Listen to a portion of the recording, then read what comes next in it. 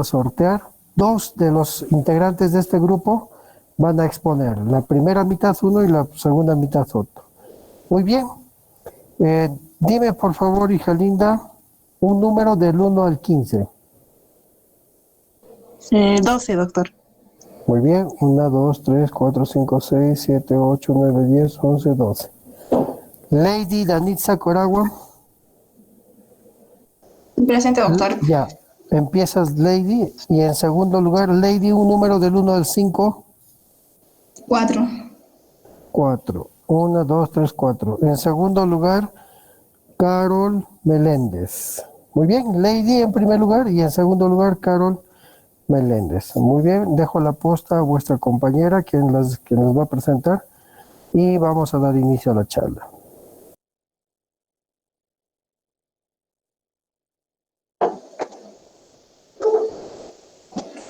Ya. Buenas noches, compañeros. Buenas noches, doctor. Siguiendo con las exposiciones, el día de hoy hablaremos acerca de las diarreas agudas y crónicas. Siguiente, por favor. Bueno, vamos a tener como definición a la diarrea como el aumento de la frecuencia o la disminución de la consistencia de las heces.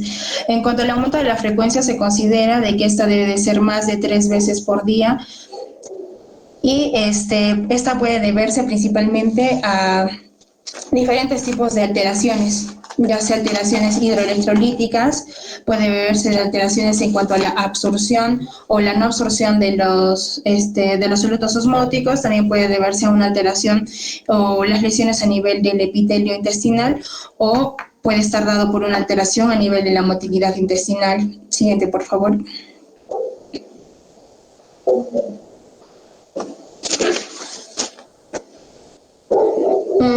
Ya. En cuanto a la fisiología, el ser humano ingiere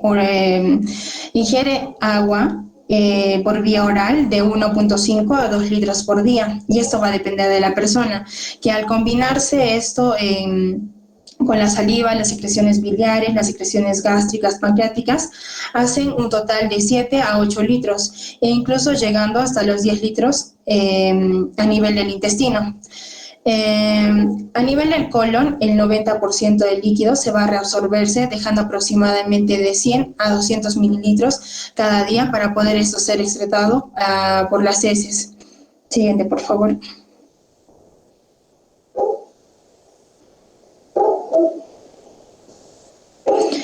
Y eso sí, de que sí se va a provocar una alteración a nivel de esta absorción, si se va a provocarse una alteración a nivel del intestino, puede llegar a producir, estas enfermedades que van a desencadenar esta alteración a nivel de este intestino, vamos a tener diferentes tipos, ¿no? Pues si digamos la alteración va a estar a nivel del intestino delgado, esta va a provocar un aumento de volumen de líquido.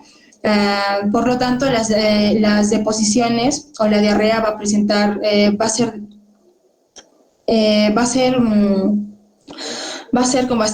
a verse caracterizada por un aumento de volumen. Y esto se va a darse por una alteración a nivel del intestino delgado, ya que a nivel de se va a absorberse mayor cantidad de agua y solutos, ¿no?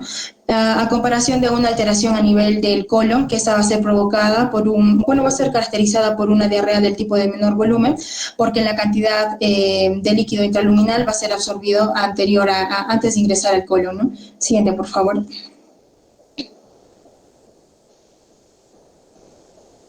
En cuanto a la fisiopatología de la diarrea, como ya les indicaba, la ingesta oral en adultos va a ser de 1.5 litros por día hasta 2 litros, siendo en combinación con las diferentes secreciones biliares, pancreáticas, la saliva, llegando al intestino ingresado de 7 a 8 litros por día. En el intestino delgado debemos recalcar que va a haber un flujo del tipo bidireccional, el cual va a estar compuesta por agua y electrolitos. Este puede exceder hasta 50 litros por día, el cual va a permitir una absorción de acuerdo a la ingesta diaria que tenga el paciente, ¿no? O la persona. A nivel del intestino delgado vamos a tener el transporte, vamos a tener una bomba sodio dependiente de ATP que va a estar localizada en las criptas, principalmente en el vértice de las vellosidades. Estas van a ser también encargadas del control de la secreción de cloro, y de la absorción de cloruro de sodio a nivel del vértice de las vellosidades. En caso de que se desencadene una alteración discreta a nivel de este flujo en el intestino delgado, provocado ya sea por la toxina del cólera, la toxina termolábil y la termoestable del Escherichia coli o las infecciones virales o provocados también por fármacos, esos pueden llegar a sobrepasar la capacidad absortiva del colon, excediéndose más de 2 litros por día. Siguiente, por favor.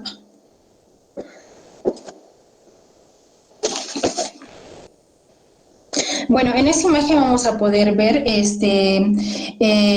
ya, principalmente vamos a tener, para poder explicar esta imagen vamos a entender de que el transporte bidireccional de los electrolitos va a ser conducido principalmente por la bomba sodio dependiente de ATP. Aquí en esta imagen vamos a ver la membrana vasolateral y la membrana luminal. En la membrana vasolateral vamos a encontrar la bomba sodio dependiente de ATP, que va a estar encontrada en el nivel de la crista o el vértice de las vellosidades. Y asimismo, junto a ello, vamos a encontrar el canal de cloro, que va a permitir la regulación de la secreción de cloro y el sodio y agua, permitiendo su absorción de esos dos, ¿no? Y su secreción del cloro. Asimismo, esta secreción de cloro también va a verse regulada por los mensajeros intracelulares, tales como el ABP cíclico, el GMP cíclico y el calcio. La diarrea principalmente se va a desencadenar o va a ser producido por una inhibición de esta absorción de sodio y por una sobreestimulación de la secreción de cloro. Siguiente, por favor.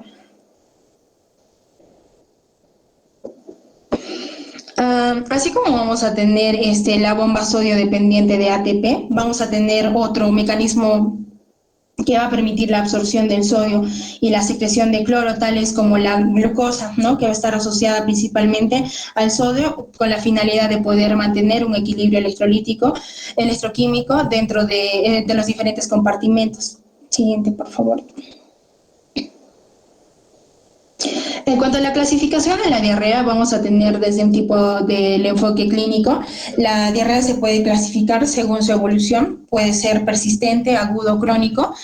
En cuanto a la diarrea aguda, esta va a ser definida o denotada como un cuadro de menos de 14 días, de duración menos de 14 días, y una diarrea persistente con una duración de 15 a 30 días, y una diarrea crónica más de 30 días. Según el nivel donde se produzca esta, puede ser catalogada como una diarrea alta o baja, alta siendo su localización principalmente a nivel del intestino delgado y la diarrea baja principalmente a nivel del colon, ¿no? Siguiente, por favor. Ya, la diarrea aguda. Esta diarrea aguda, como ya le indicaba, va a tener una duración menos de 2 semanas. A nivel epidemiológico, principalmente va a estar más frecuente a nivel pediátrico en los niños. De un 0.6 se presentaron o tiene una prevalencia de 0.6 episodios por individuo al año, siendo el agente más patógeno el rotavirus. Asimismo, las causas más comunes la causa más común de la diarrea aguda va a ser el tipo infeccioso. Dentro de ellas vamos a poder encontrar las alergias alimentarias, que pueden ser provocadas por las proteínas de la leche, proteína de la soya, asimismo las infecciones entéricas, extraintestinales, los cuadros quirúrgicos por una apendicitis aguda, ingesta de fármacos como los laxantes, antibióticos, o por el transporte de una absorción trastornos de la absorción y digestión, ¿no? Como es el déficit de lactasa, déficit de sacarasa. Siguiente, por favor.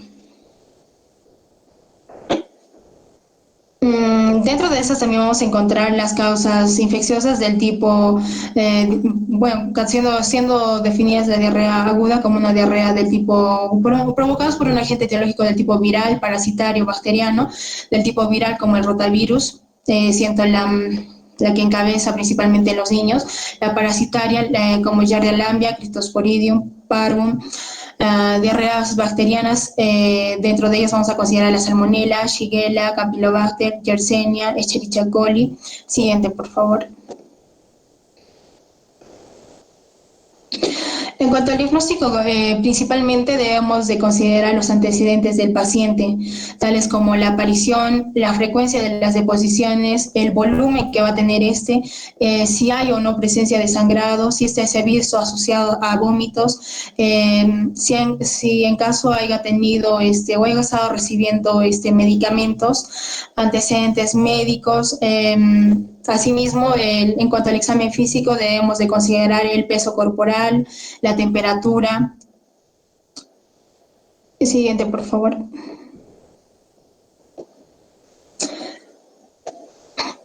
Ya, los detalles de la historia clínica. En cuanto a la relación bueno, nosotros al hacer la historia clínica debemos de poder discernir, ¿no? Las sospechas si estamos frente a un brote de infección del tipo, bueno, transmitido por alimentos, si está asociado, dentro de ellos el agente causal vamos a tener salmonella, E. coli, Yersinia, ciclospora. Si es por transmisión hídrica, podemos sospechar de vibrio, Giardia intestinal, Cryptosporidium. Por consumo de mariscos, crustáceos, norovirus, salmonella. Por consumo de huevos, salmonella, mayonesa y cremas, está también estafilococo, salmonella. En cuanto al consumo de antibióticos quimioterápicos, debemos de sospechar principalmente de Clostridium difficile y el contagio de persona a persona, ya sea por Shigella o rotavirus, ¿no? Siguiente, por favor. En cuanto a los periodos de incubación, el Staphylococcus aureus y Bacillus cereus va a tener un periodo de incubación menos de 6 horas. Entre 6 a 24 horas va a encontrarse el Bacillus cereus. Entre las 16 a 72 horas de periodo de incubación vamos a tener la Shigella, Campylobacter, Yersinia, Escherichia coli, que va productora de la toxina Shiga, Ciclospora, Cryptosporidium. Siguiente, por favor. En cuanto a las características clínicas, para poder nosotros sospechar si estamos frente a cualquiera de estos agentes patógenos, debemos de sospechar, bueno, principalmente eso se va a deberse al cuadro clínico, ¿no? Que nos va a llegarnos a... Tal es el caso de que la Shigella, la Salmonella, Campylobacter, Yersinia va a presentar un cuadro clínico de dolor abdominal, fiebre. Esta puede presentar o no evidencia de inflamación a nivel de las heces, náuseas, vómitos, y asimismo estas van a presentar heces sanguinolentas. Para el caso de entamoeba histolítica, Clostridium difficile, Escherichia coli, productora de la toxina Shiga, pueden o no, bueno, esas van a verse con un cuadro clínico de dolor abdominal, pueden presentar o no fiebre, puede haber vómitos o náuseas. Asimismo, las heces puede haber o no heces sanguinolentas a nivel de estas, ¿no? Siguiente, por favor. Para el caso en el examen laboratorial, se debe de realizar, se debe de indicar, ¿no?, la medición de los leucocitos fecales, realizar el coprocultivo, el examen de heces en fresco. Asimismo, debemos de realizar investigaciones de las sustancias reductoras, ya sea por la reacción de Benedict, valorar el pH, que va a ser menos de 6, el cual nos va a indicarnos un daño a nivel orgánico de la mucosa. Y asimismo debemos de realizar exámenes hematológicos y bioquímicos, de acuerdo a cada caso, ¿no? Siguiente, por favor. En cuanto al moco fecal en diarrea, va a ser positivo si es que vamos a estar frente a un patógeno como Shigella, Campylobacter jejuni, entamoeba histolítica. Puede o no haber moco fecal si es que estamos frente a la sospecha, bueno, si es que estamos frente a una salmonella, Yersinia o un Clostridium difficile. Va a ser negativo, principalmente en Vibrio cólera, en adenovirus, rotavirus, coronavirus. También vamos a tener, en cuanto a la Escherichia coli del tipo enterotoxigénica, Bacillus cereus. Siguiente, por favor.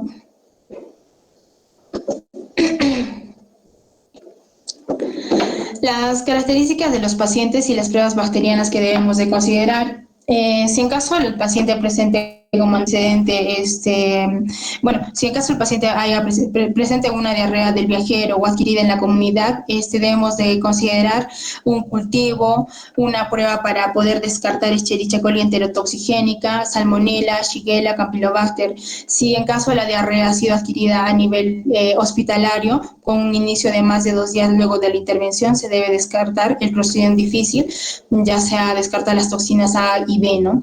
Salmonella, Campylobacter, si hay brote en pacientes, sobre todo en pacientes mayores de 65 años que tengan alguna patología concomitante.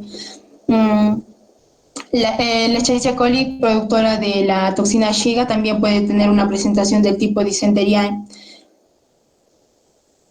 Ahora, en caso de que un paciente esté inmunocomprometido y presente VIH positivo, debemos de considerar la prueba, de realizar la prueba de Paramicrosporidium, complejo de Mycobacterium avium, citomegalovirus, estrongiloides. Siguiente, por favor. En cuanto al tratamiento de esta diarrea aguda, principalmente debemos de realizar una muy buena anamnesis, la exploración física. Nos va a podernos ayudar a determinar si estamos frente a una posible diarrea del tipo infeccioso o no infeccioso. En caso de que tenemos sospechas de una diarrea del tipo no infeccioso, debemos de valorar o tratar la base de acuerdo a los resultados que obtengamos. En caso de que estemos de una posible diarrea infecciosa, estas deben de ser catalogadas desde leve, moderada a intensa. Leve cuando no va a causar ninguna restricción, moderada cuando va a haber alteraciones de la actividad y intensa cuando va a haber una incapacidad o un malestar general en el paciente, ¿no? Para lo cual, en cualquiera de estos tres estadios, se podría decirse, debemos de principalmente restituir líquidos y electrolitos en el paciente. Para el caso de una infección del tipo leve, debemos de observar y de evaluar al paciente y de allí volver a hacer una muestra, ¿no? Para ver si se ha resuelto el problema o si en caso de que persista debemos de realizar a este paciente un estudio microbiológico en las heces y así poder identificar el agente patógeno que está causando. En caso de que lleguemos a identificar el agente patógeno, debemos de tratar con el tratamiento, debemos de darle un tratamiento específico para ese. En caso de que no, podemos darle un tratamiento del tipo empírico, ¿no? Ahora, si el paciente va a presentar en cuanto a una infección del tipo moderada, si el paciente presenta una fiebre de 38.5 grados o más va a haber presencia de heces sanguinolentas, hay aumento de leucocitos en las heces, entonces en caso de que haya persiste este cuadro, debemos de realizar un estudio microbiológico, identificar el agente patógeno y poder tratarlo. En caso de que no haya este cuadro, entonces darle al paciente antidiarreicos y realizarle una nueva prueba, ¿no?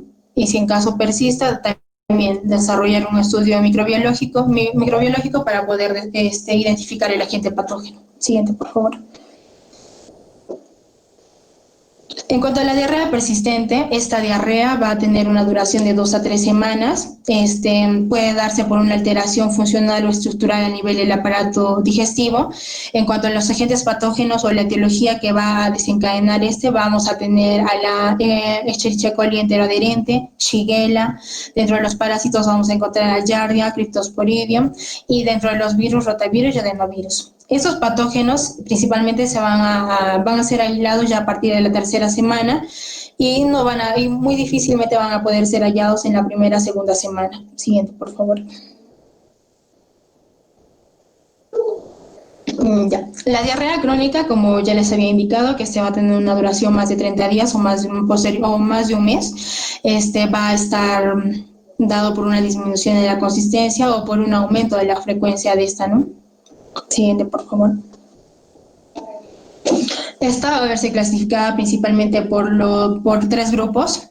Puede ser dado por una enfermedad inflamatoria intestinal, estados secretorios, por una mala absorción. Dentro de estas vamos a tener, estas diferenciar en tres, principalmente acuosas, grasas y hemáticas, ¿no? Dentro de las acuosas vamos a tener a la diarrea crónica del tipo osmótica, secretora, por una hipermotilidad o mixto. En cuanto a una alteración de las grasas, puede deberse a una mala absorción o una mala digestión. Y del tipo hemático puede darse por una inflamación, puede ser por una causa infecciosa, una diarrea infecciosa o un tumor que lo esté provocando, ¿no? Siguiente, por favor.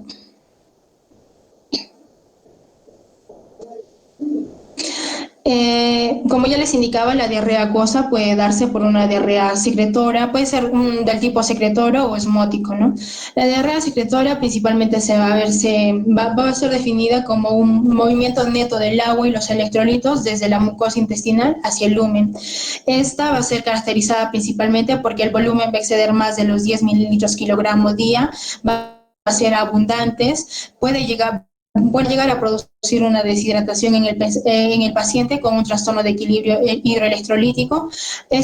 Los agentes causales que van a desencadenar esta va a ser el Virium cholerae y la Escherichia coli enterotoxigénica.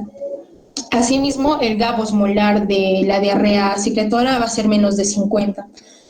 En cuanto a una diarrea del tipo osmótica, esta se va a deberse principalmente al incremento de carbohidratos en el lumen intestinal. Esto se va a darse a consecuencia de las lesiones en forma de parches que vaya a haber dentro de las vellosidades intestinales por invasión de los enterocitos de la vellosidad o aglutinación de las vellosidades afectadas, ¿no? Esta diarrea osmótica va a caracterizarse por ser heces ácidas, lo cual las lesiones que vayan a provocarse o la alteración que se vaya a provocar a nivel de las vellosidades intestinales va a provocar una menor absorción en esta y va a aumentar la secreción de cloro, ¿no? Va a ser provocada esa diarrea osmótica principalmente por Giardia lamblia, Cryptosporidium parvum, Cyclospora y Microsporidium. Esta va a ser caracterizada principalmente porque va a detenerse con el ayuno y su GAP osmolar va a ser más de 50. Siguiente, por favor. La diarrea motora va a ser principalmente una afección a nivel de la motilidad, lo cual va a provocar un cambio de los procesos absortivos. Esta motilidad puede estar aumentada o puede estar disminuida. Va a estar disminuida cuando vamos a estar frente a una estasis intestinal, ¿no? Un estancamiento, una inflamación, y va a provocar una mala absorción. En cuanto al aumento de la motilidad, va a provocar diarreas en los pacientes principalmente, va a estar desarrollada a partir de un síndrome intestinal irritable o con neuropatías, etc. Dentro de las diarreas inflamatorias, estas van a estar causadas principalmente por una alteración en la integridad de la mucosa, va a estar dada por una inflamación, ulceraciones, va a haber descarga de moco, proteínas y puede estar acompañada de sangre. Se evidencia como las diarreas sanguinolentas. Asimismo, estas van a estar asociadas principalmente al pujo, tenesmo y puede haber o no fiebre. Siguiente, por favor. En cuanto a la etiología de la diarrea crónica, va a deberse a una mala absorción de carbohidratos, puede estar inducida por magnesio o inducida por polietilenglicol, por infecciones, abuso de los laxantes, una resección intestinal, la enfermedad inflamatoria intestinal o tumoraciones, enfermedades asociadas a la atrofia de las vellosidades, mala absorción de lípidos. Siguiente, por favor.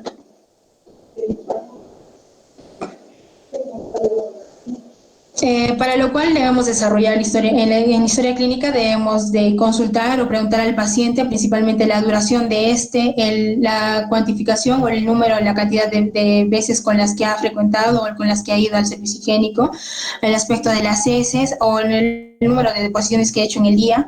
Asimismo, si ha estado asociada al dolor abdominal, las características de esta, si ha presentado síntomas de pérdida de peso, fiebre, artralgia o factores, y si eso ha estado relacionado a agravantes, ¿no? Como el estrés, el consumo de alimentos o el consumo de fármacos que lo hayan desencadenado, y asimismo los antecedentes familiares. En cuanto al examen físico, debemos de evidencia principalmente las alteraciones cutáneas, ya que esta diarrea crónica, como la osmótica, sí, como las diarreas crónicas pueden desencadenar deshidratación, entonces debemos de ver las alteraciones cutáneas, también como causa o como etiología vamos a tener las adenopatías, tumoraciones, masas que lo vayan a provocar.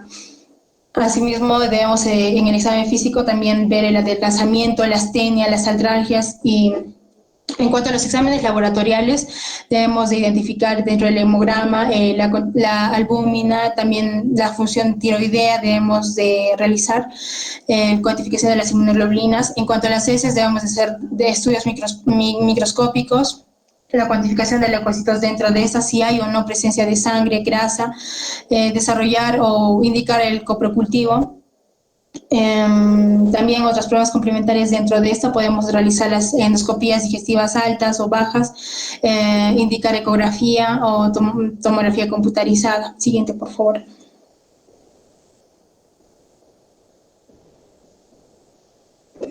En cuanto a la etiología, si esta va a estar dado por un síndrome de intestino irritable, el paciente va a presentar dolor abdominal.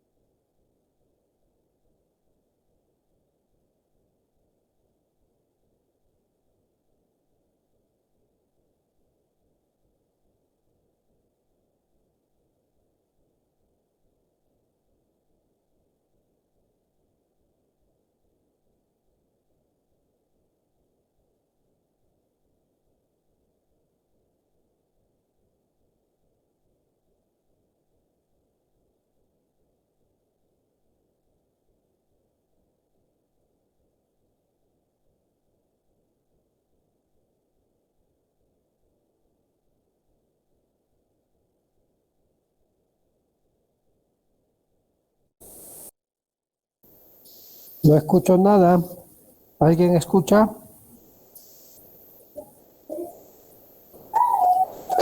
Alonso Terán, ¿está presente? Sí, doctor, buenas noches. ¿Logras escuchar la exposición? No, doctor, seguro el sistema le acaba de votar a mi compañera, doctor. A ver, esperemos que se incorpore otra vez. A ver, démosle un minuto. Doctor.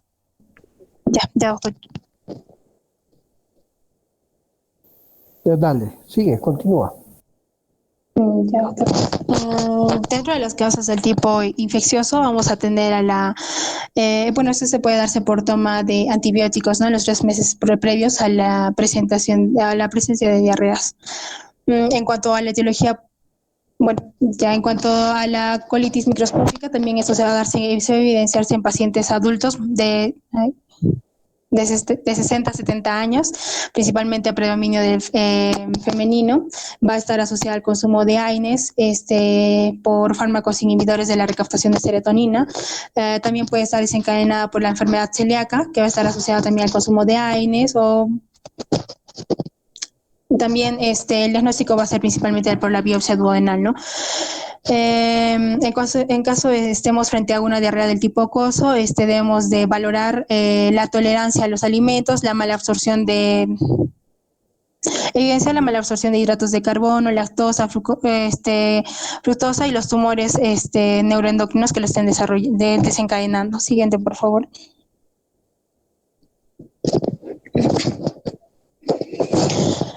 En cuanto al flujograma de la diarrea crónica, como ya les indicaba, debemos de considerar principalmente la historia clínica, hacer un screen de laboratorio, el cual nos va a darnos un diagnóstico específico de un 30%, y un diagnóstico específico ya nos va a darnos el estudio de las heces, el cultivo, la presencia de grasas, cuantificación de estas, ¿no? Asimismo, debemos de evaluar la grasa fecal, los electrolitos a nivel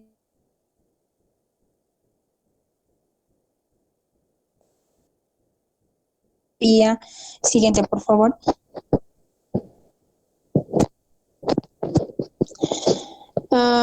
Este es un cuadro donde vamos a poder evidenciar principalmente los fármacos que van a causar la diarrea crónica, ¿no? Como ya les estaba indicando, ¿no? Están los AINES, los aminosalicilatos, la colchicina, la fentolamina, también están los antirretrovirales, el consumo de laxantes. Siguiente, por favor.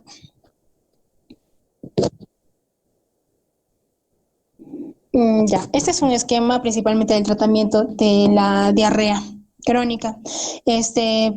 Para poder nosotros dar una diarrea crónica, principalmente debemos de buscar la causa que lo va a provocar. En caso no tengamos el agente causal específico, debemos dar un tratamiento empírico.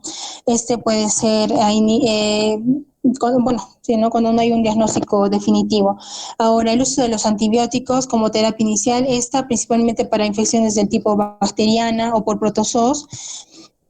Asimismo, el tratamiento empírico va a estar dado por el osteotride 50-300 microgramos cada 8 horas, sobre todo en pacientes post-quimioterapia o diarreas asociadas al SIDA, ¿no? Para los pacientes con causa de tipo síndrome intestino irritable se recomienda el consumo de fibras. Las soluciones de hidratación oral es poco útil para el caso de diarreas crónicas. Dar al paciente antidiarreicos como la codeína, loperamida está indicado en este tipo de pacientes. Siguiente, por favor. Asimismo, los opiáceos, como la loperamida, dentro de las diarreas infecciosas agudas, siguiente, por favor. Bueno, esta es una definición también de la diarrea, que es la emisión de heces líquidas con una menor consistencia, que se va a acompañar por el incremento de la frecuencia del ritmo deposicional, ¿no? Más de 3 veces por día. Asimismo, va a haber una alteración a nivel de la función normal del intestino, que se traduce con un mayor contenido de agua en las evacuaciones, más de 200 centímetros cúbicos de 24 horas. Puede estar denotada también por un mayor peso fecal, más de 250 gramos más de 250 gramos, siendo 100 a 200 gramos lo normal, ¿no? Siguiente, por favor.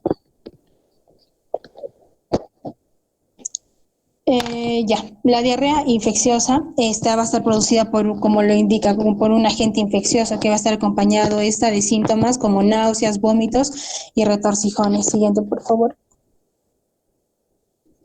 Debemos de poder diferenciar una diarrea de una pseudodiarrea y de una incontinencia fecal, en vista de que una pseudodiarrea va a ser de posiciones pequeñas y frecuentes, que puede estar dado por un síndrome de intestino irritable, asimismo una incontinencia fecal, el cual va a estar definida como una evacuación de forma involuntaria. Siguiente, por favor. La clasificación va a estar de acuerdo al tiempo de evolución, ya sea aguda, prolongada, crónica, aguda siendo hasta los 14 días, prolongada de 15 a 30 días y crónica más de 30 días. Siguiente, por favor. En cuanto a la etiología, esta puede ser del tipo viral, bacteriana, parasitaria, siendo viral, el agente causal del tipo viral en un 18%, va a evidenciarse en los adultos, de un 50 a 70% en la población pediátrica, y con un periodo de incubación de 1 a 3 días en caso de que estemos frente a ¿no? Una del tipo bacteriano va a ser con mayor incidencia a nivel de adultos en un 58%, en niños de 15 a 20%, y el periodo de incubación va a ser menos de 12 horas. En cuanto al tipo parasitario, va a presentarse una incidencia a nivel de los adultos en un 23%, un 15 a 10% a nivel de los niños. Siguiente, por favor.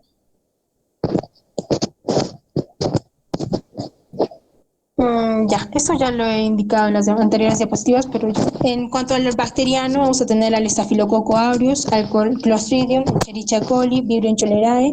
Asimismo, a nivel viral, vamos a tener al rotavirus, adenovirus, del tipo parasitario, Balantidium coli, Giardia lamblia, Strongyloides, Cryptosporidium. Siguiente, por favor.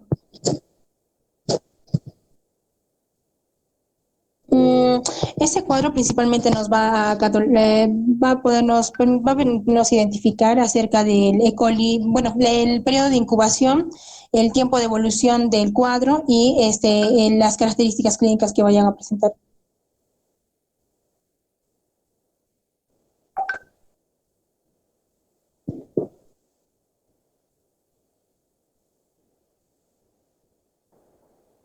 Ya, continuando con la exposición, yo les voy a hablar sobre los factores de riesgo. En el caso de los factores de riesgo, los principales son las virulencias del patógeno. En estos tenemos a los enterotoxígenos y y a los enteroinvasivos. En los enterotoxígenos tenemos que ver que estos provocan pérdida de agua de manera masiva junto con electrolitos, causando una deshidratación. En el caso de los enteroinvasivos, estos nos generan una reacción inflamatoria de la mucosa, generando exudación con moco, sangre, proteínas y polímorfonucleares en heces. Ya también en el estado inmunológico del paciente, aquí podemos considerar las edades extremas, si el paciente tiene algún estado de inmunosupresión, ya sea VIH o esté en tratamiento, o por un trasplante o enfermedad autoinmune, tenemos que considerar también las enfermedades crónicas graves, así como la insuficiencia hepática, la enfermedad renal crónica, insuficiencia cardíaca o enfermedades respiratorias. También las prótesis valvulares y, bueno, a los homosexuales. Siguiente, por favor. Ya, en el caso de los factores microbianos, vamos a considerar primero el tamaño del binóculo, los factores de adherencia, la producción de toxinas, ya sean enterotoxinas, citotoxinas o neurotoxinas, la habilidad del microorganismo para invadir el epitelio, la motilidad dependiente de los flagelos y, bueno, en el caso de la presencia de enzimas mucolíticas. Siguiente, por favor. Ya, aquí les voy a explicar el mecanismo de acción de la toxina del cólera. Lo primero que vamos a tener es entre la sangre y el lumen intestinal va a haber un paso normal de sodio, pero no va a haber un movimiento de cloro. Al momento de infectarnos con el cólera, la toxina del Vibrio cholerae se va a unir a los gangliósidos de las células epiteliales del intestino. Esto nos va a generar una colonización y producción de mayor toxinas en el caso del Vibrio cholerae. Este va a actuar activando la adenyl-ciclasa a través de su toxina y esta nos va a generar que ya no haya un paso de sodio a través del epitelio intestinal, sino haya un movimiento neto de cloro ya también, pero hacia el lumen. Esto nos va a generar, obvio, por diferencia de cargas, un movimiento masivo de agua hacia la luz del intestino.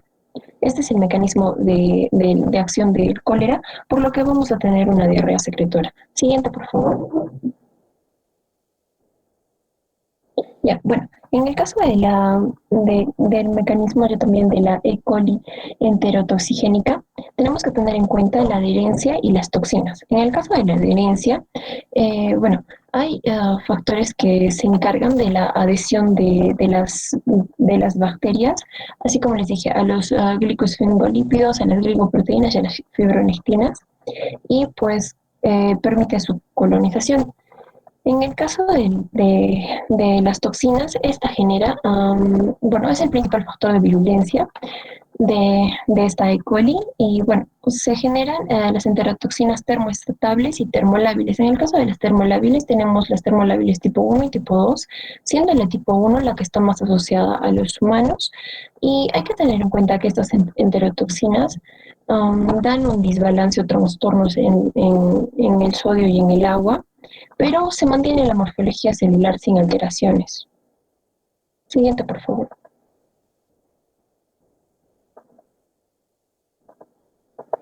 Ya, ahora vamos a hablar sobre Shigella. El mecanismo citotóxico de la Shigella, primero hay que tener en cuenta que la producción de citotoxinas genera un daño celular directo por la inhibición de la síntesis de las proteínas.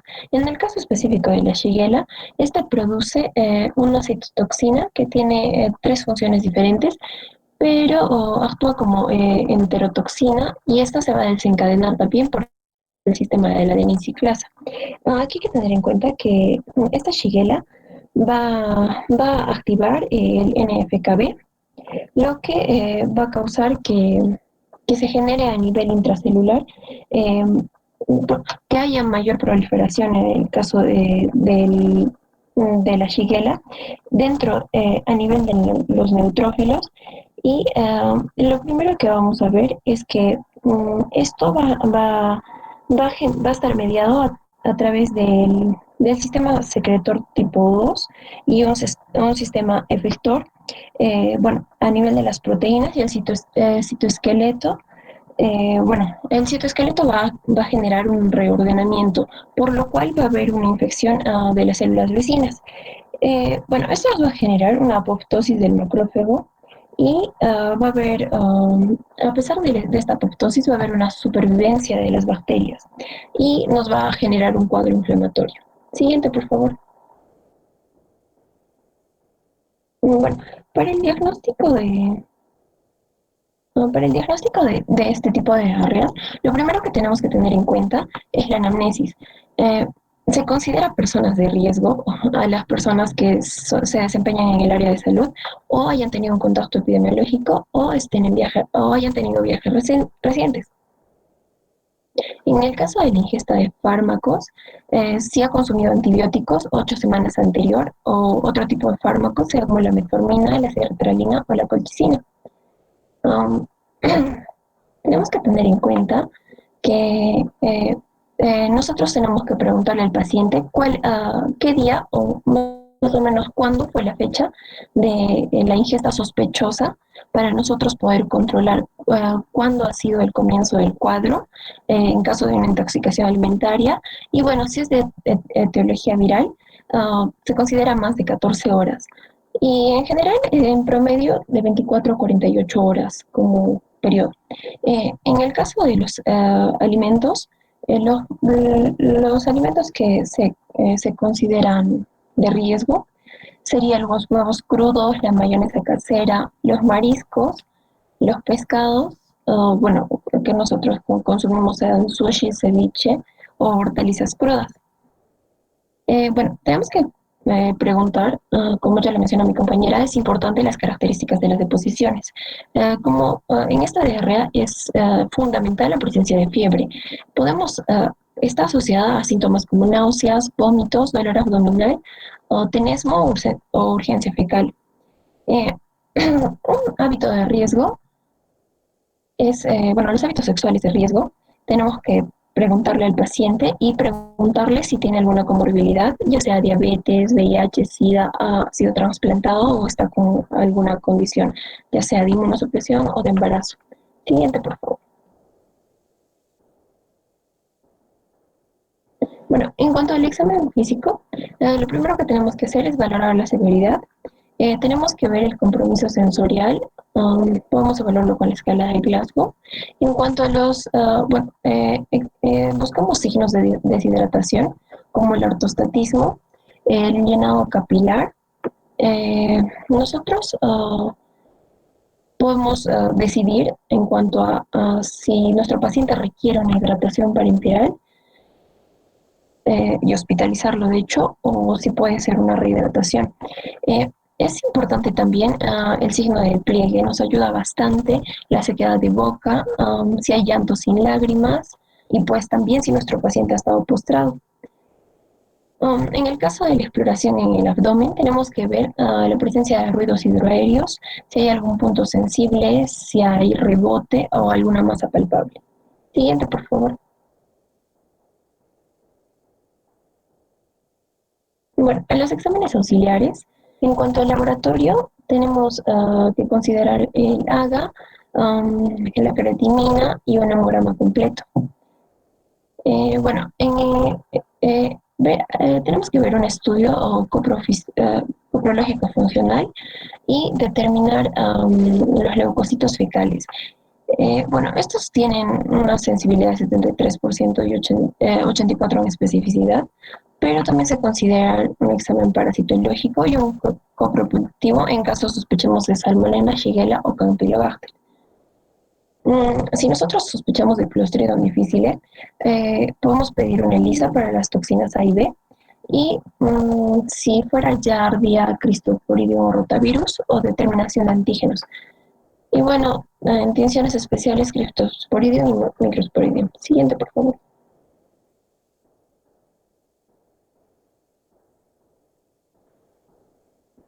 Ya, en cuanto a las pruebas fecales basadas en biología molecular, tenemos que tener en cuenta que se basan en estudios de PCR y nos ofrecen pruebas combinadas para detectar múltiples patógenos. Bueno, existen varios de estos que pueden identificar entre 8 y 22 patógenos y se puede, bueno, consideran virus, bacterias y parásitos. Y bueno, estas técnicas suelen ser un poco limitadas por el alto costo, que bueno, solo se hacen en centros especializados. Por ejemplo, tenemos la de Phil Array. Esta abarca a 13 bacterias, 5 virus, 4 parásitos. Y bueno, el tiempo que se requiere para la prueba son 65 minutos y es de detección automática. Otro que también tenemos que es bueno sería la X-Tag Gastrointestinal Pathogen Panel. Eh, bueno, este abarca 9 bacterias, 4 virus, 3 parásitos, pero este tiene un tiempo de 5 horas y es semiautomático. Y como vemos, hay varios que, por ejemplo, pueden durar hasta 10 horas o un promedio entre 6 horas aproximadamente. Y bueno, al considerar la cantidad de bacterias o virus que pueden detectarnos. Siguiente, por favor. Bueno, en el caso de la endoscopía, tenemos que tener en cuenta en las personas que están inmunodeprimidas, si hay un cuadro severo, severos con moco y sangre, y bueno, si el cuadro tiene devolución más de 2 semanas. También es importante si ha presentado tenesmo y para hacer nuestro diagnóstico diferencial en caso de enfermedad intestinal y colitis isquémica pseudomembranosa, enfermedad inflamatoria intestinal, perdón. Bueno, en el caso de la tomografía,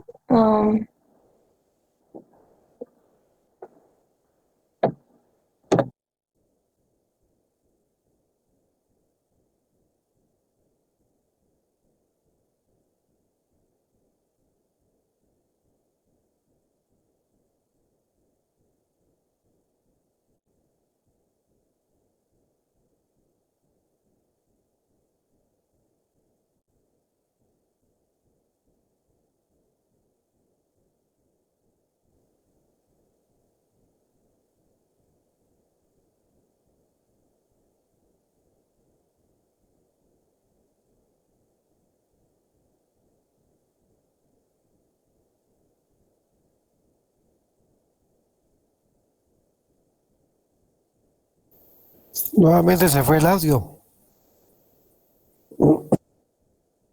Doctor, le sacó el mute a mi compañero, ya va a conectarse ahorita. Ya está bien, a ver, un minuto más le damos.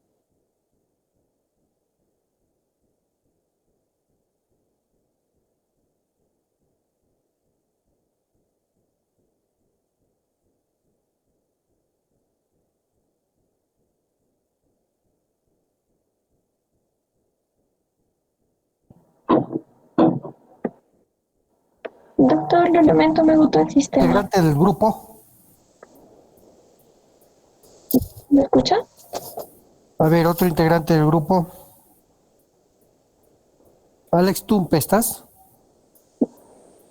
Alex. Sí, doctor, buenas noches. Doctor, ¿me escucha? Ya, continúa, Alex, por favor, a ver, continúa. Ya, a ver, ya está bien. Bien, como se estaba mencionando mi compañera, para un diagnóstico vamos a basarnos también en la endoscopía o la imagen, ¿no? En la endoscopía principalmente vamos a evidenciar en pacientes inmunodeprimidos, ¿no? En estos pacientes es importante la prescripción de esta endoscopía, ¿no? Para detallar la lesión a nivel de la mucosa. También se va a detallar en lo que son los cuadros severos, donde vamos a encontrar la presencia de lo que es moco y sangre. También vamos a identificarlo, se va a dar en aquellos pacientes que tengan una evolución más de 2 semanas, ¿no? donde hay una diarrea persistente, y en aquellos pacientes donde ahí tengo una clínica de tenesmo y proctalgia, ¿no? Y también debemos basarnos en lo que es un diagnóstico diferencial donde podríamos considerar lo que es una enfermedad inflamatoria intestinal, una colitis isquémica pseudomembranosa, ¿no? Y la tomografía computarizada, esta puede mostrarnos lo que son los engrosamientos parietales u otros cambios en los casos de colitis isquémica, ¿no? La votó mi compañera, doctor. Doctor, un ratito, ahorita lo proyecto, me hace.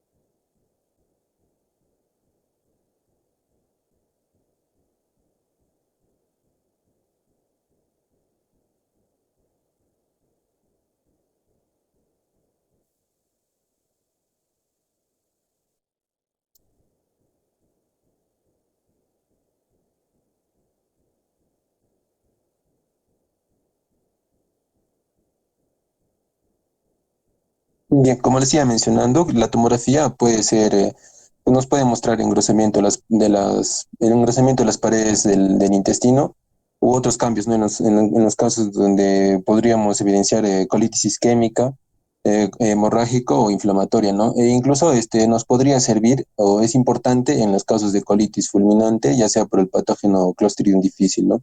Siguiente, por favor. Acá tenemos un cuadro donde nos resalta el método de diagnóstico y la terapia antimicrobiana para un determinado germen, ¿no? En el caso de la salmonelosis no tifoidea, el método de diagnóstico es el coprocultivo, ¿no? Y en la mayoría de los patógenos o para aislar el patógeno es muy importante realizar lo que es el coprocultivo y la determinación de las toxinas que pueda presentar cada uno de estos, ¿no? En el caso de la fiebre tifoidea propiamente es muy importante el método diagnóstico, lo que es el hemograma y el coprocultivo, ¿no? El hemo el hemo o coprocultivo, obviamente. Para la terapia antimicrobiana vamos a detallarlo más adelante, pero en acá nos dice que la principal terapia para una salmonelosis para una fiebre tifoidea primero vamos a decirnos que que se utiliza lo que son las fluoroquinolonas o unas cefalosporinas por vía intravenosa por 7 días, ¿no? E incluso en inmunosuprimidos se indica, se puede aplazar hasta los 14 días principalmente, ¿no?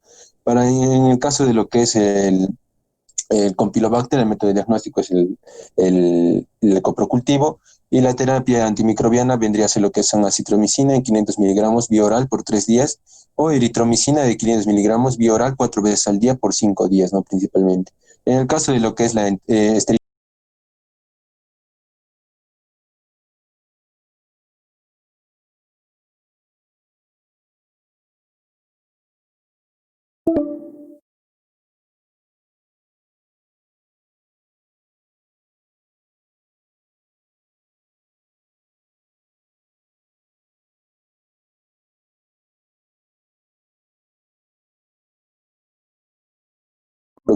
de 750 miligramos vía oral por 3 días, o acitromicina de 500 miligramos por día oral 3 veces, ¿no?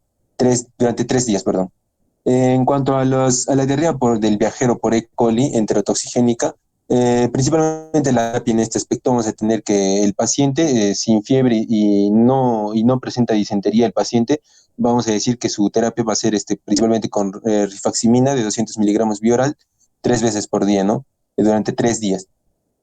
O ciprofloxacino de 750 miligramos vía oral de 1 a 3 días. Y si el paciente presenta fiebre con disentería o disentería, aislado se le da a lo que es acitromicina de 1000 miligramos oral dosis única, ¿no? Y en el caso de rotavirus, este va a ser principalmente su detección o su diagnóstico va a ser mediante una detección rápida del antígeno en lo que son las deposiciones, y la terapia antimicrobiana principalmente va a ser una terapia con fluidos y electrolitos, ¿no? Fluidoterapia principalmente. Siguiente, por favor. En el caso de lo que es la Yardis, La yardias, principalmente en parásitos, va a ser ya pues un examen parasitológico en ese también, ¿no? Y la determinación de las, por mediante inmunoensayos o inmunoensayos enzimáticos, ¿no? La principal terapia para esto va a ser lo que son tinidazol de 2 gramos vía oral y una dosis única o metronidazol de 250 miligramos oral 3 veces al día por 5 a 7 días o nitazoxanida de 500 miligramos vía oral 2 veces al día por 3 días, ¿no? En el caso de una amebiasis intestinal, también se va a determinar mediante un examen parasitológico en heces. Y el principal tratamiento va a ser metronidazol de 750 miligramos vía oral 3 veces por día durante 5 días, ¿no? Más la administración de lo que es de diloxanida, furonato de 500 miligramos vía oral 3 veces al día por 10 días o también se le podría dar lo que es paramomicina, ¿no? De 25 o 35 miligramos kilogramo de peso al día, dividida en 3 dosis por 7 días, ¿no? En el caso de lo que es estrongiloidiasis, vamos a tener lo que principalmente el diagnóstico va a ser mediante examen fecal con microscopio de luz para detectar lo que son las larvas, ¿no? Principalmente. Y su terapia va a ser con ivermectina de 200 miligramos, microgramos, kilogramo de peso al día, vía oral por 2 días, o albendazol de 400 miligramos oral 2 veces al día por 7 días, ¿no? Siguiente, por favor. Bien, ¿cuáles van a ser nuestros diagnósticos diferenciales? Principalmente vamos a basarnos de acuerdo a las toxinas, de acuerdo a la anamnesis que hemos tenido con nuestro paciente, ¿no? O cuál ha sido sus antecedentes o que si ha tenido algún consumo de algún alimento en específico, ya sea por toxinas donde hemos encontrado en el consumo de pescados o mariscos, si se ha podido ingerir algún metal pesado o el paciente sufra de lo que es el botulismo, ¿no? O si el paciente ha consumido anteriormente lo que son fármacos, ya sean laxantes, antibióticos, antihipertensivos, se ha consumido lo que es colchicina o digitálicos, ¿no? Como tefilina, cafeína, alcohol, antiácidos, etcétera. Y otras que nos van a, otros factores, otros diagnósticos diferenciales, podríamos basarnos también en lo que es la diverticulitis, impactación fecal, que es lo contrario a lo que es una diarrea, y también podríamos considerar lo que es isquemias intestinales, enfermedad inflamatoria intestinal, síndrome de mala absorción, alergias alimentarias, o cáncer de colon o apendicitis, ¿no? Siguiente, por favor. Ahora vamos a detallar lo que es la infección por Campylobacter, ¿no? Vamos a decir que el Campylobacter es un bacilo gram negativo microaerófilo, ¿no? Este va a ser móvil y curvado, que normalmente habita en lo que es el tracto gastrointestinal de muchos animales domésticos y aves de corral. Como podemos observar en la imagen, este va a tener una forma espiralada, ¿no? Con flagelos. Bueno, el Campylobacter epidemiológicamente hablando, va a tener una distribución mundial. Casi todas las especies se encuentran en el tracto entérico de los mamíferos de aves reptiles y moluscos, e incluso en insectos, ¿no? Y bueno, la enteritis en el hombre se produce principalmente por el género de Clostridium, de Campylobacter jejuni y Campylobacter coli, ¿no? Siguiente, por favor. ¿Cuál va a ser su mecanismo de invasión del Campylobacter jejuni? Principalmente el patógeno puede atravesar activamente lo que es la capa del mucus y sobrevivir en las criptas intestinales, ¿no? De ahí va a proceder a hacer lo que es la desorganización transitoria de las uniones estrechas entre células, que va a permitir lo que es la penetración de la bacteria mediante las vías paracelulares, ¿no? Asimismo, este Campylobacter va a ser capaz de abandonar las células por exocitosis para proceder a su proliferación mediante las heces, ¿no? Y poder contagiar a otros huéspedes. Siguiente, por favor. ¿Cómo vamos a enfocarnos en nuestro diagnóstico para el Campylobacter? Principalmente vamos a basarnos en el coprocultivo, en el frotis teñido, en la aglutinación por sueros específicos y en los medios de cultivos, ¿no? Como el Buchler, el agar sangre o el agar McConkey, ¿no? En este agar principalmente, la prueba gram, vamos a decir que, como ya lo he mencionado, va a ser un bacilo curvo, gran negativo en forma de S o C, o alas de gaviota, no va a tener esa forma particular. ¿Y cómo vamos a basar también nuestro diagnóstico? Principalmente con el contacto, si el paciente ha tenido algún contacto con animales infectados, ¿no? O si ha habido algún contacto con alimentos o aguas contaminadas, por ejemplo, manipulación de alimentos contaminados, ¿no? O si ha habido ingestión de alimentos contaminados propiamente, o si ha habido un acercamiento a aves de corral que han tenido, que estén posiblemente infectados con Campylobacter, ¿no? Siguiente, por favor. Acá tenemos un cuadro donde donde nos va a detallar que el Campylobacter se desarrolla, o la sintomatología se desarrolla de 2 a 5 días después de la exposición al microorganismo, ¿no? Y principalmente se va a presentar unas diarreas acuosas y en ocasiones disentería, ¿no? Asociado también vamos a tener lo que es fiebre, dolores abdominales, náuseas, vómitos y heces con sangre, ¿no? Lo que es la disentería. ¿Cuál es el periodo de incubación? Usualmente el periodo de incubación de Campylobacter va a ser de 3 días, ¿no? Promedio de 1 a 5 días aproximadamente. El agente causal, el principal, el Campylobacter jejuni. ¿Cuál va a ser la patogénesis? Como ya la estaba mencionando, este principalmente va a producir una infección a bajas dosis, ¿no?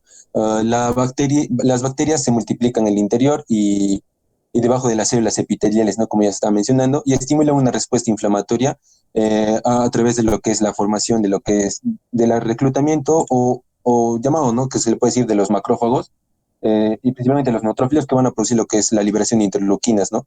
Que van a producir lo que es la inflamación a nivel de la mucosa.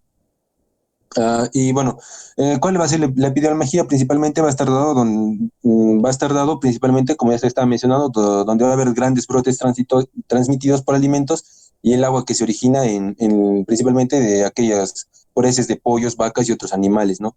Y la diseminación de persona a persona es muy raro observarlo, ¿no? Y bueno, ¿cuál va a ser la prevención y tratamiento? Principalmente para la prevención, la cloración de agua y la pasteurización de las bebidas son medidas de control eficaces, ¿no? Y son también eficaces otras medidas donde nos va a permitir evitar lo que es la contaminación de las manos y las áreas, ¿no? O sea, principalmente el lavado de manos antes de cada consumo de alimentos y para preparar los alimentos, obviamente, ¿no? Un clic más, por favor. Y la terapia clínica propiamente es con reposición de líquidos y electrolitos, ¿no? Y si vamos a crear una terapia antimicrobiana, vamos a tener lo que es la eritromicina para la enteritis. También podemos utilizar lo que son las tetraciclinas y quinolonas, ¿no? Y bueno, en niños se recomienda lo que es la amoxicilina con ácido clavulámico. Siguiente, por favor.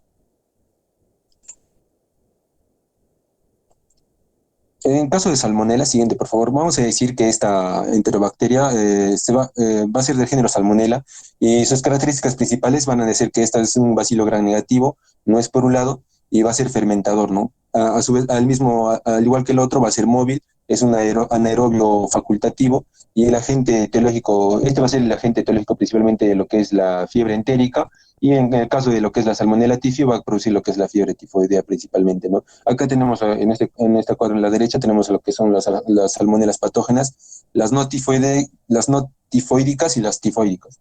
Principalmente la que produce lo que es la enteritis es la salmonela enteriditis, ¿no? Y lo que causa la tifoidea es la salmonela tifi.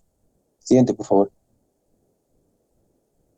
Bien, ¿cuál va a ser los principales medios de transmisión o de alojamiento de este germen, ¿no? Principalmente va a hospedarse en lo que son animales domésticos, ¿no? Aves, cerdos, principalmente en las heces. Y también vamos a poderlos encontrar en lo que son productos como huevos o incluso en la mayonesa, ¿no? Y bueno, en un estado crónico se dice que este patógeno se encuentra ya en el ser humano. ¿Cuáles van a ser los síndromes clínicos asociados a una infección por salmonela? Principalmente vamos a tener lo que es la gastroenteritis, ¿no? En un 75%, la bacteria M en un 10%, la fiebre tifoidea en un 8%, y la infección focal en un 5% y algún estado de portador en un 2%, ¿no? Se menciona así. Siguiente, por favor. Siguiente vamos a detallar lo que es cómo se da la fisiopatología, ¿no? del género de la salmonella tifi principalmente, ¿no? Principalmente la vía de entrada es por vía oral, ¿no? Bueno, va a superar lo que es la barrera intestinal, va a colonizar principalmente lo que es la mucosa intestinal, pasando así después a las placas de Peyer, donde se multiplica y se disemina, ¿no? Consiguientemente a esto van a pasar a la sangre donde son atrapados por o fagocitados por macrófagos, ¿no? Del sistema reticular endotelial, acumulándose en los órganos ricos, ¿no? Como son el hígado, el vaso y la médula ósea principalmente, ¿no? Finalmente vuelve a pasar a lo que es el intestino y a la vesícula biliar y este principalmente va a ser eliminado por vía fecal, ¿no? Siguiente, por favor. Vamos a tener dos clínicas un poco distintas, ¿no? De las que ya les estaba mencionando, principalmente la clínica de la gastroenteritis y de la fiebre tifoidea. La gastroenteritis, principalmente, el periodo de incubación es de pocas horas a 2 días, ¿no? Y va a ser la forma de comienzo va a ser brusca, ¿no? Con fiebre, dolor abdominal, diarreas acuosas o mucosanguinolentas también podría ser. Va a haber náuseas con o sin vómitos. Y principalmente esta va a ceder espontáneamente en pocos días, ¿no? En cuanto a la fiebre tifoidea, esta va a ser una enfermedad infecciosa de origen intestinal con manifestaciones generales, ¿no? Como fiebre, obnubilaciones, podría ocurrir lo que es una esplenomegalia, va a haber leucopenia con desviación a la izquierda, va a haber complicaciones como lo que es hemorragias digestivas e incluso perforación intestinales, ¿no? Eh, un ejemplo de enteritis por penetración de germen a través de lo que es la mucosa intestinal, como ya estaba mencionando, ¿no? Siguiente, por favor. En este cuadro vamos a hablar de lo que es la clínica principalmente. Vamos a decir que este germen se incuba de 3 a 21 días, ¿no? Va a ser un poco más prolongado. Mm, Su estadio principalmente en la incubación de una semana va a haber una invasión activa en la primera y la segunda semana. En la segunda, tercera semana ya se va a dar lo que es una fiebre tifoidea y en la cuarta, quinta semana ya se va a dar lo que es la etapa de la convalecencia, ¿no? ¿Y cuáles van a ser los síntomas en estos tres estadios? Principalmente en la primera semana va a haber una diarrea del 10 a 20%, ¿no? Entre la primera y segunda semana va a ocurrir lo que es una fiebre, cefalea y podría ocurrir lo que es estreñimiento y consiguientemente de este va a haber lo que son ya las diarreas, ¿no? En la segunda, tercera semana va a haber lo que es una fiebre mantenida, un estado tífico, va a haber lo que podría ocurrir lo que son hemorragias y perforaciones. Y en la etapa de la convalecencia podría ocurrir lo que es una recaída o infecciones secundarias, ¿no? Con abscesos o aneurismas también podrían ocurrir. Para el diagnóstico, principalmente en la primera semana, los cultivos va a ser negativo, ¿no? Ya a partir de la segunda semana incluso se dice que el hemocultivo y el coprocultivo va a ser positivo en un 80-90%, ¿no? Siguiente, por favor. Bien, aquí también vamos a detallar, es un cuadro como modo de resumen, donde nos va a detallar que los síntomas principales van a ser diarrea y vómitos raras veces, va a haber fiebre prolongada, dolor de cabeza, dolor abdominal, abscesos y incluso shock, ¿no? El periodo de incubación, como ya lo he mencionado, usualmente es de 6 a 72 horas y puede ser de 1 a 3 semanas en la fiebre tifoidea. El agente causal, la salmonela entérica, y en el caso de la fiebre tifoidea va a ser la salmonela tifi, ¿no? Eh, en el caso del tratamiento, un clic más, por favor. En el caso del tratamiento para la fiebre tifoidea, vamos a poder utilizar lo que son las fluoroquinolonas, en este caso el ciprofloxacin de 500 miligramos cada 12 horas, vía oral, de 10 a 14 días. Podemos utilizar también lo que es la cetraxona, y debe utilizarse en niños y embarazadas en los que están contraindicadas las quinolonas, ¿no? Este se va a prescribir de 1 a 2 gramos al día, ¿no? Intramuscular o intravenoso de 3 a 5 días. Y también podemos utilizar lo que es la citromicina, ¿no? Un gramo vía oral diario durante 5 días. Siguiente, por favor. A continuación vamos a hablar de lo que es la colitis pseudomembranosa, ¿no? Vamos a decir que esta es una afección inflamatoria de la mucosa del intestino grueso, caracterizada principalmente por la formación de placas blanquecinas, ¿no? Esta principalmente se va a caracterizar por la proliferación de lo que es Clostridium difficile, ¿no? Y principalmente va a estar relacionada a la administración de antibióticos, ¿no? Este Clostridium difficile va a ser un patógeno, podríamos decirlo, oportunista, ya que el paciente va a estar inmunodeprimido, ¿no? Ya por administración de antibióticos, donde vamos a observar lo que es la clindamicina, las cefalosporinas, quinolonas, ampicilina o amoxicilina. Y bueno, la causa más frecuente de diarrea, es la causa más frecuente de diarrea nosocomial, ¿no? Siguiente, por favor. Bien, ¿cuál va a ser la patogénesis de la diarrea por Clostridium difficile? Principalmente, primero se va a dar una alteración en la flora intestinal anormal, ¿no? Va a haber un barrido por el consumo de antibióticos, un barrido de la flora intestinal normal, y el Clostridium difficile va a empezar a colonizar el intestino, ¿no? Principalmente el colon. Y bueno, las cepas toxigénicas producen lo que es la toxina A y la toxina B, ¿no? Estas toxinas inducen a la liberación de lo que son mediadores inflamatorios e inmunomoduladores, ¿no? Dentro de estos vamos a tener a los fagocitos, a las células cebadas, neutrófilos e interleuquinas también, ¿no? Posteriormente a esto va a haber una muerte celular y el tejido necrótico va a producir lo que es ya la pseudomembrana, ¿no? Donde se va a producir una muerte de la mucosa intestinal. Siguiente, por favor. Bien, ¿cuáles van a ser las manifestaciones clínicas? Primero vamos a tener unas manifestaciones leve a moderada, una severa y una colitis fulminante, ¿no? En la leve moderada vamos a identificar lo que son diarreas de 3 deposiciones acuosas por más de 2 días, ¿no?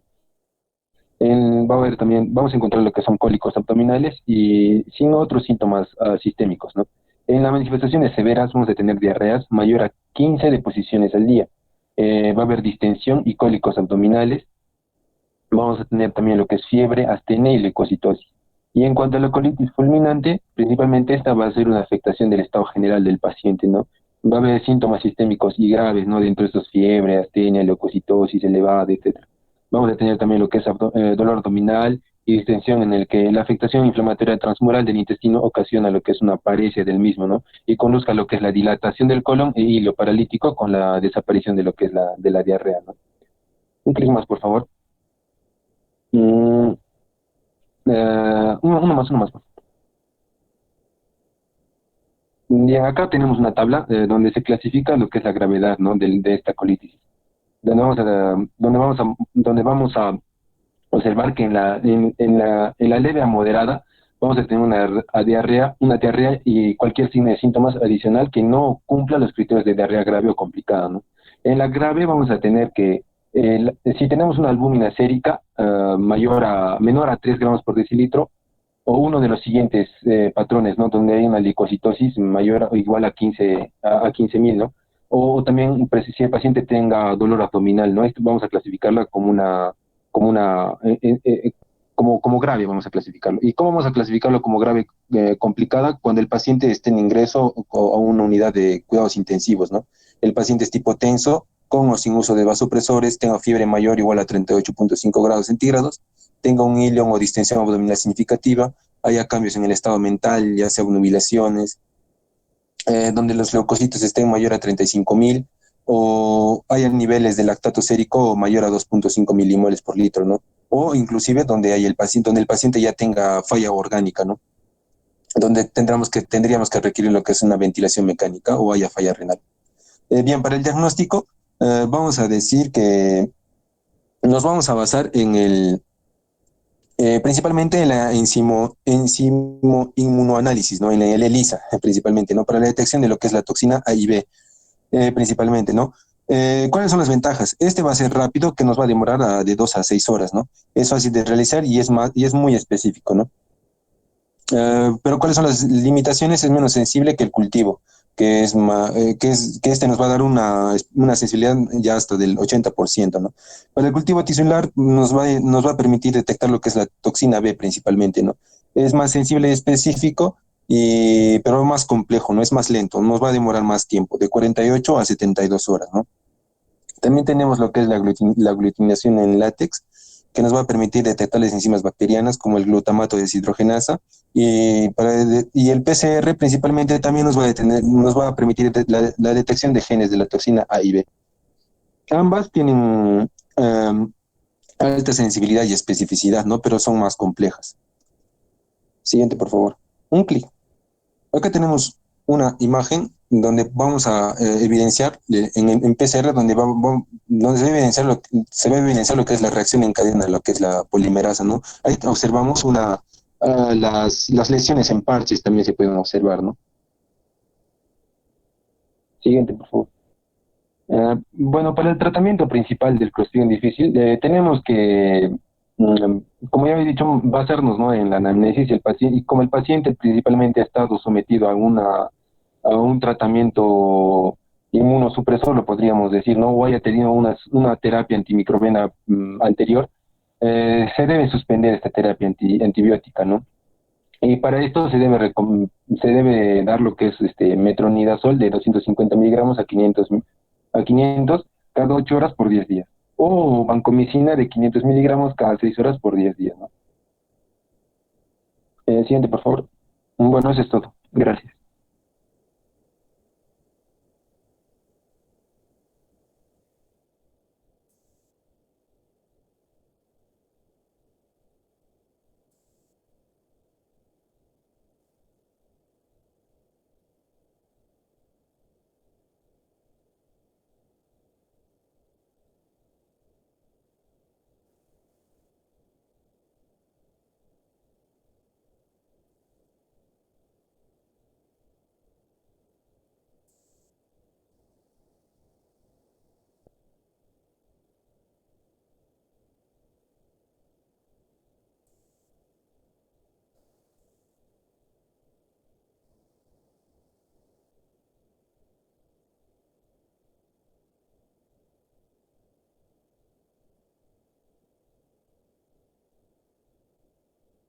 tratamiento de la colitis pseudomembranosa.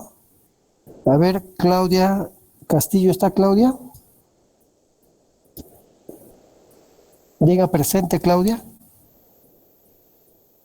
Doctor Rubén, me dijo que está en examen, tenía examen a las 10 de la noche. Le mandaría la Ya. captura de pantalla. Daniela Sánchez. Daniela Sánchez. Sí, doctor, presente. Ya, muy bien, Daniela. En la parte donde mencionan ustedes sobre el tratamiento de la colitis pseudomembranosa, ¿qué antibiótico recomendarías? Ahí mencionan el uso del metronidazol y la vancomicina, ¿cierto? Sí, sí, exacto, doctor. Ya, pero les falta mencionar cuál es la vía.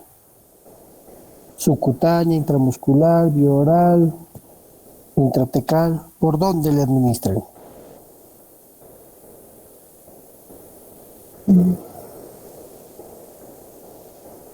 Menciónanos, por favor, Daniela. No, ni siquiera lo hizo. Yoshimar no está, ¿no? Alex Tumpe,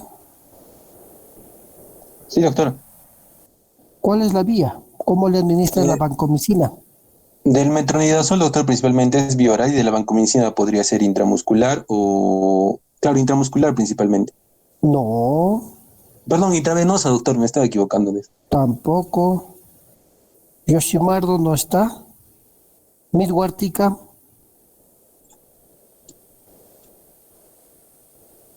Midwartica. Tampoco está. Carol Meléndez. Presente, doctor.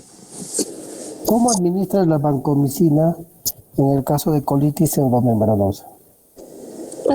Doctor, hasta donde leí había en polvo, o sea, podía administrarse por vía oral. Claro, lo lógico y lo correcto es por vía oral.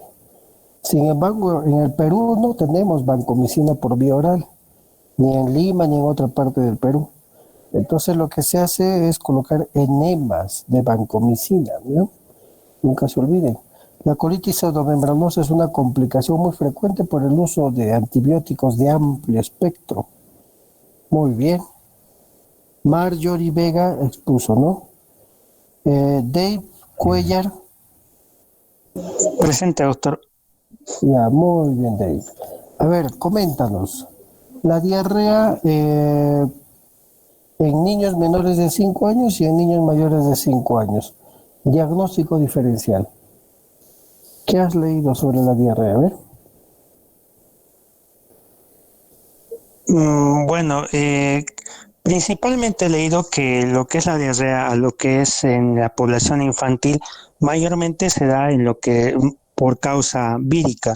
Entre ellos está el rotavirus de la especie del tipo A y B, sobre todo el A. Va a haber diferencia en cuanto sobre todo a lo que son los factores de riesgo, en el sentido de que en niños que son, por ejemplo, menores de 5 años y que además son lactantes, estos pacientes van a tener mayor riesgo de tener complicaciones y de que desarrollen una diarrea más complicada. Ahora, mayores de 5 años, generalmente muchas de las diarreas víricas, bueno, hay que orientarnos sobre todo en el tiempo de incubación, que generalmente es de 24 a 48 horas, si mal no me equivoco, y este tipo de diarreas es autolimitada. Y mayormente el tratamiento que se da en tipo de diarreas víricas es más que todo de mantenimiento, de, por ejemplo, de hidratación, y más que todo la evaluación de los que es el hemograma y electrolitos. Bueno, más o menos. Hay muchas causas, ¿no? Una causa de mortalidad en el Perú, ya en niños menores de 5 años, es la enfermedad diarreica. La diarrea que causa deshidratación. Justamente mencionaste el rotavirus. El rotavirus es un virus que puede ocasionar una diarrea tan profusa que llega a deshidratar al niño, y la deshidratación puede ocasionarle la muerte, ¿no? Hoy por hoy hay una lucha por el Ministerio de Salud y de Salud ya, para combatir en zonas alejadas, zonas de pobreza extrema, ya, para poder tratar los cuadros diarreicos. En niños menores de 5 años puede haber infecciones intestinales y extraintestinales como causas de diarrea, ¿no? Muy bien mencionaste el rotavirus, pero también existe el norovirus, adenovirus, el campylobacter, la salmonella, y en los extraintestinales están las infecciones respiratorias. Muy bien. Ahora, como diagnóstico diferencial en niños menores de 5 años siempre piensa, ¿puede ser una alergia alimentaria? Claro que sí, hay ciertas proteínas en la leche de vaca, en las proteínas de la soya que pueden dar diarreas, ¿eh? Trastornos de absorción, por supuesto que sí, déficit de lactasa, de sacarosa, la enfermedad celíaca, fibrosis quística, entre muchas otras causas. Problemas endocrinológicos, ahí tenemos el feocromocitoma, tumor carcinoide, el uso de laxantes, ¿no? A veces la mamá dice, doctor, mi hijo tiene estreñimiento y empieza a usar laxante y todo el tiempo le da laxantes, ¿sí? Le causa diarrea. En zonas mineras, recuerden por favor, ¿no? Intoxicación por metales pesados, donde se explota el zinc, se explota el cobre, pueden ser causas de diarrea. Muy bien, chicos lindos. Cuando hagan pediatría van a profundizar el tema de diarrea y manejo en niños, en pediatría en general. En el adulto, pues las pautas son semejantes, solo que en el adulto las causas son diferentes, ¿no? No son virales, son más bacterianas, ¿ya? Son infecciosas y parasitarias, entre muchos otros casos. Muy bien, chicos lindos, damos por finalizada esta reunión. Ha sido una reunión muy larga. Y vamos a tener una siguiente reunión para ver las preguntas y respuestas de los temas que están pendientes. Lo coordinaremos con vuestra delegada. Hasta mañana, chicos lindos. Gracias, doctor.